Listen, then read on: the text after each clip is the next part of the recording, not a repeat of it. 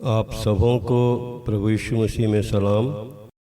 मैं परमेश्वर के वचन से एक संदेश मनन के लिए रखना चाहता हूँ, जिसका शीर्षक है दो कुकर्मी। हम जानते हैं कि यीशु मसीह जब क्रूस पर बलिदान हुआ, यीशु मसीह को क्रूस पर चढ़ाया गया, उस समय दो डाकू, जिसे कुकर्मी भी कहा गया है, उन दो डाकुओं को यीशु मसीह के साथ क्रूस पर उन्हें चढ़ाया गया, एक बाईं ओर एक दाहिनी ओर।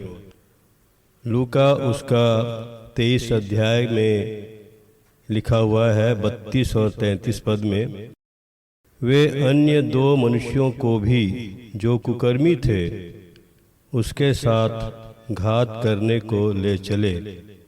जब वे उस जगह जिसे खोपड़ी कहते हैं पहुँचे, तो उन्होंने वहाँ उसे और उन कुकर्मियों को भी, एक को दाहिनी और दूसरे को बाईं ओर, क्रूसों पर चढ़ाया। इन दो कुकर्मियों के बारे में लिखा हुआ है बाइबल में, लूका 23 अध्याय के 39 पद से लेकर के 43 पद तक। जो कुकर्मी वहाँ लटकाए गए थे, उनमें से एक ने उसकी निंदा करके कहा, क्या तू मसीह नहीं? तो फिर अपने आप को और हमें बचा। इस पर दूसरे ने उसे डांट कर कहा, क्या तू परमेश्वर से भी नहीं डरता? तू भी तो वही दंड पा रहा है, और हम तो न्यायानुसार दंड पा रहे हैं, क्योंकि हम अपने कुकर्म का ठीक फल पा रहे हैं। पर इसने कोई अनुचित काम नहीं किया। तब उसने कहा, हे यीशु, जब तू अपने राज्य में आए तो मेरी सुधि लेना। उसने उससे कहा, मैं तुझसे सच कहता हूँ कि आज ही तू मेरे साथ स्वर्ग लोक में होगा। यहाँ पर हम इन दो कुकर्मियों के बारे में हम देखते हैं कि एक कुकर्मी परमेश्वर की निंदा करता है, दूसरे ने उसे डांटा और कहता है, क्या तू परमेश्वर से नहीं डरता? इसका मतलब यह है कि दूसरा जो डाकू है, कुकर्मी है, वो परमेश्वर से डरता है। उस समय जब वो क्रूस पर था और उससे कहता है कि तू भी तो वही दंड पा रहा है, तू भी क्रूस पर है, मैं भी क्रूस पर हूँ, यीशु भी क्रूस पर है, और हम तो न्याय अनुसार सही दंड पा रहे हैं, क्योंकि हम अपने कुकर्मों का ठीक फल पा रहे हैं। हमने कुकर्म किया, इस बात को वो स्वीकार करता है और अपने पाप का अंगीकार करता है। जब वो क्रूस पर था, वो अपने पापों का उसने अंगीकार किया और ये भी कहता है कि इसने तो कोई पाप नहीं किया, इसने कोई अनुचित काम नहीं किया। और फिर वहाँ पर उसने यीशु से विनती किया, हे यीशु, जब तू अपने राज्य में आए तो मेरी सुधि लेना। इसका मतलब यह है कि ये जो दूसरा डाकू है, वो यीशु मसीह के राज्य को वो जान गया।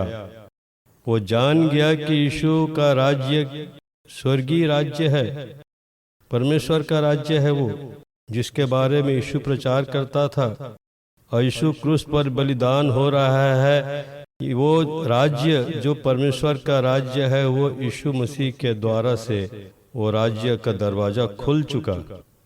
और यीशु मसीह के बारे में वो जान गया कि यही उद्धार करता है, इसलिए कहता है कि हे यीशु, जब तू अपने राज्य में आए तो मेरी सुधि लेना।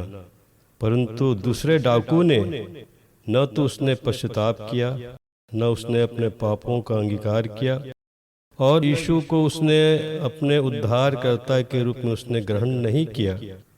उसको केवल अपने प्राण बचाने की चिंता थी बस, लेकिन स्वर्गीय राज्य के बारे में उसे कोई चिंता नहीं थी। पर यीशु ने कहा उस दूसरे डाकू से कि मैं तुझसे सच कहता हूँ कि तू आज ही मेरे साथ स्वर्ग लोक में होगा, आज ही। और हम इस बात को जानते हैं कि यीशु मसीह क्रूस पर बलिदान होने के बाद 40 दिन तक वो चेलों को दिखाई दिया, लोगों को दिखाई दिया। 40 दिन के बाद वो स्वर्ग पर उठा लिया गया। तो यीशु मसीह को कहना था यहाँ पर इस डाकू को कि आज नहीं, लेकिन 40 दिन के बाद जब मैं जाऊंगा स्वर्ग में तब तुझको लेके जाऊंगा, अभी 40 दिन तुमको रुकना पड़ेगा। उसने ऐसा नहीं कहा। यीशु ने कहा आज ही तो मेरे साथ स्वर्ग लोक में होगा। अर्थात यीशु मसीह जब वो पाताल में उतरा तो उस समय अधोलोक में एक ऐसा छोटा स्वर्ग लोक है, और उस समय भी था, जो यीशु मसीह में सो गए हैं, जिन्होंने उद्धार पा लिया है। और यीशु मसीह के बारे में वे इंतजार कर रहे थे कि कब यीशु मसीह क्रूस पर बलिदान होगा। और हम इस बात को जानते हैं कि जब यीशु मसीह क्रूस पर बलिदान हुआ और उस समय लिखा है कि मंदिर का पर्दा फट गया और कब्रें खुल गईं, और जो पवित्र लोग जो सोए हुए थे वे पवित्र नगर में दिखाई दिए। और इस प्रकार से हम देखते हैं कि यीशु जब क्रूस पर बलिदान हुआ, स्वर्ग का दरवाजा खुल गया और बहुत सारे लोग जो सोए हुए थे, कब्रों में थे, वे भी जी उठे। पुनरुत्थान हो चुका, क्योंकि यीशु मसीह ने कहा था पुनरुत्थान और जीवन मैं ही हूँ। जहाँ यीशु मसीह है वहाँ पुनरुत्थान है, जहाँ यीशु मसीह है वहाँ स्वर्ग है। और इसीलिए वो डाकू इस बात को जान गया कि यीशु जो है वो एक स्वर्गीय मनुष्य है, स्वर्ग से आया है और फिर से आएगा। अब हम इस बात को हम देखते हैं कि कुकर्मी कौन है। यशायाह उसका 1 अध्याय के 4 पद में लिखा हुआ है, हाय यह जाति पाप से कैसी भरी है, यह समाज अधर्म से कैसा लदा हुआ है। इस वंश के लोग कैसे कुकर्मी हैं, ये लड़के बाले कैसे बिगड़े हुए हैं। उन्होंने यहोवा को छोड़ दिया, उन्होंने इज़राइल के पवित्र को तुच्छ जाना है, वे पराए बनकर दूर हो गए हैं। इस वंश के लोग कैसे कुकर्मी हैं।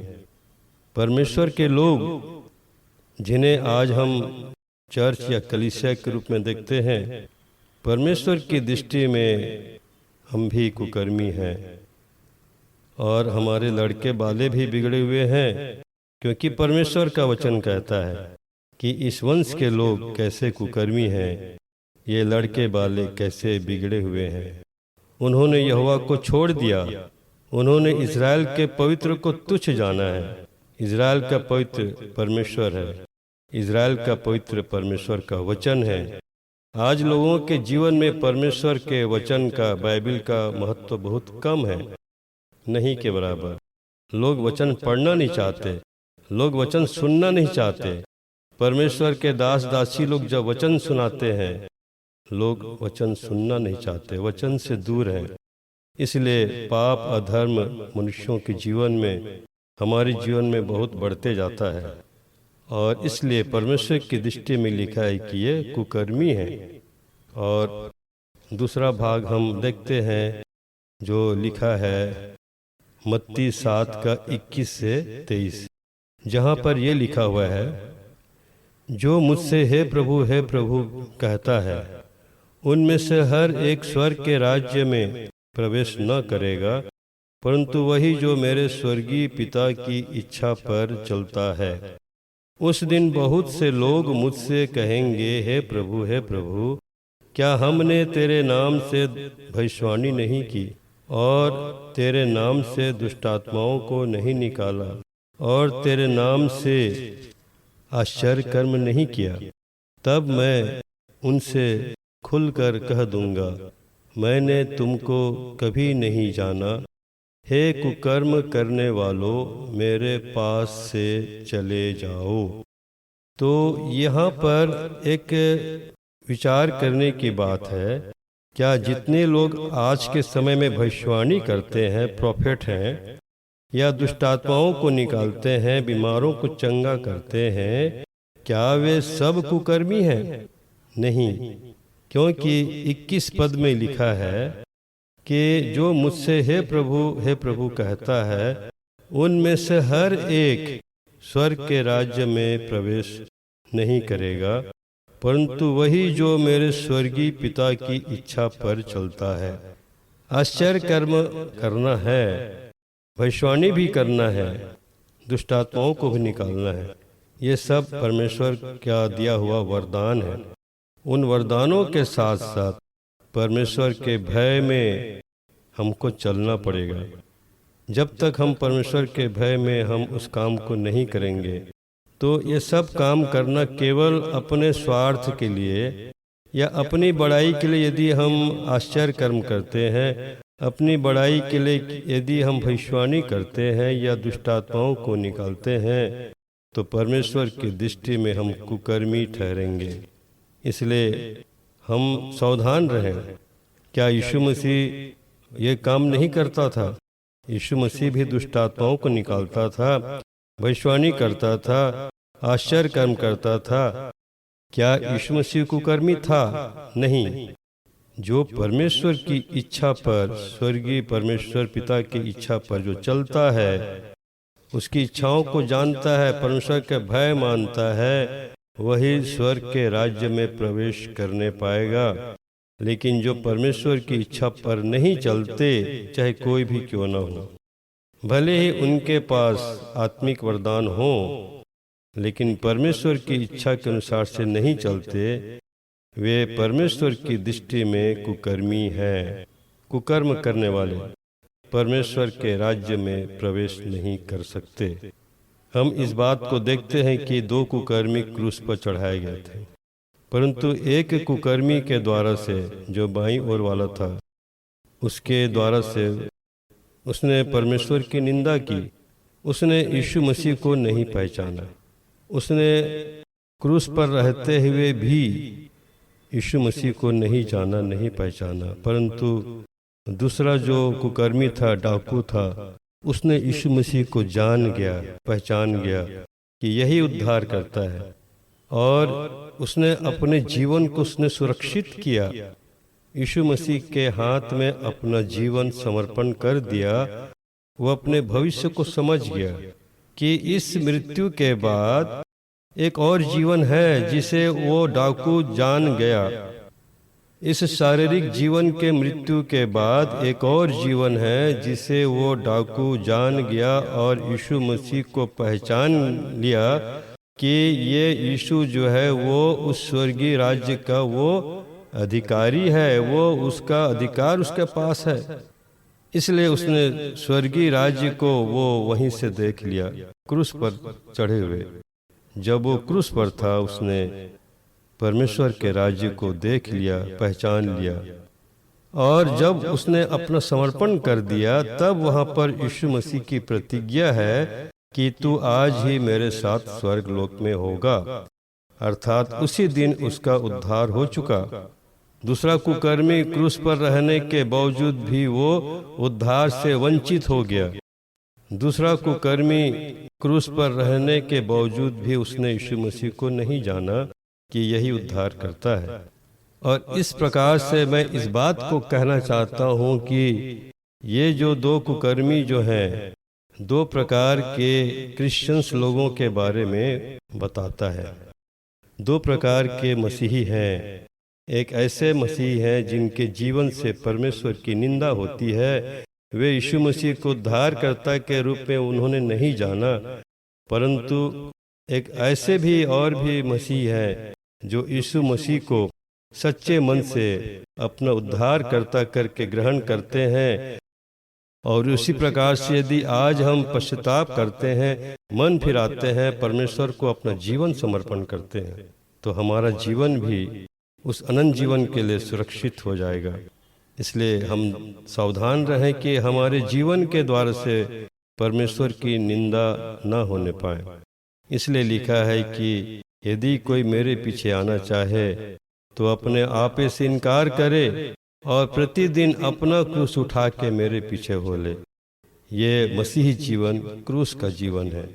इसलिए हम सावधान रहें, परमेश्वर का भय मानते हुए अपने जीवन को परमेश्वर को समर्पण करें और प्रतिदिन उसकी इच्छा के अनुसार से हम चलते रहें और अंत तक हमको चलते रहना है, क्योंकि उद्धार करता केवल प्रभु यीशु मसीह है। इन सब बातों में परमेश्वर मुझको हम सबों को आशीष दे। धन्यवाद। सबों को सलाम सलाम सलाम।